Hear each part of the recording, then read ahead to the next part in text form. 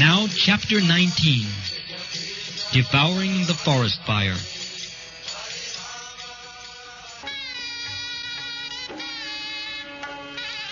While Krishna and Balaram and their friends were engaged in the pastimes described above, the cows, being unobserved, began to wander off on their own, entering farther and farther into the deepest part of the forest, allured by fresh grasses.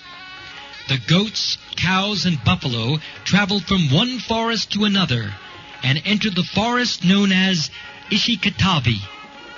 This forest was full of green grass, and therefore they were allured. But when they entered, they saw that there was a forest fire, and they began to cry.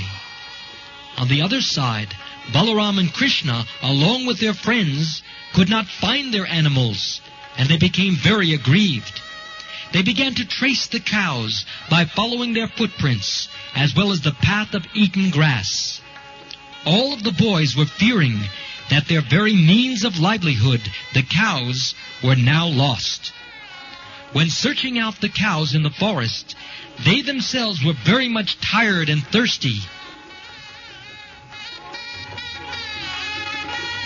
Soon, however, they heard the crying of their cows. Krishna began to call the cows by their respective names with great noise. Upon hearing Krishna calling, the cows immediately replied with joy. But by this time, the forest fire surrounded all of them, and the situation appeared to be very fearful. The flames increased as the wind blew very quickly, and it appeared that everything movable and immovable would be devoured. All the cows and the boys became very frightened, and they looked towards Balaram, the way a dying man looks at the picture of the Supreme Personality of Godhead. They said, "Dear Krishna and Balaram, we are now burning from the heat of this blazing fire. Let us take shelter of your lotus feet.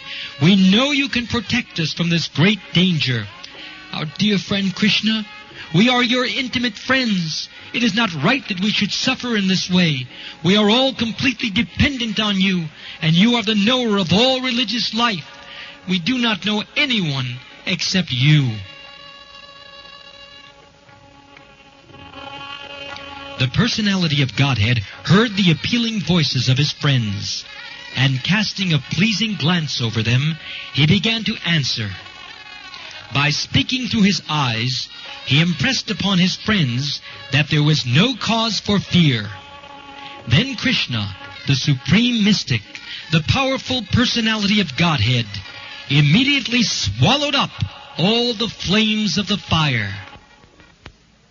The cows and boys were thus saved from imminent danger. Out of fear, the boys were almost unconscious. But when they regained their consciousness and opened their eyes, they saw that they were again in the forest with Krishna, Balaram, and the cows. They were astonished to see that they were completely free from the attack of the blazing fire, and that the cows were saved. They secretly thought that Krishna must not be an ordinary boy, but some demigod. In the evening, Krishna and Balaram, along with the boys and cows, returned to Vrindavan, playing their flutes. As they approached the village, all the gopis became very joyous. Throughout the day, the gopis used to think of Krishna while he was in the forest, and in his absence, they were considering one moment to be like 12 years. Thus ends the Bhakti-Vedanta purport of the 19th chapter of Krishna, Devouring the Forest Fire.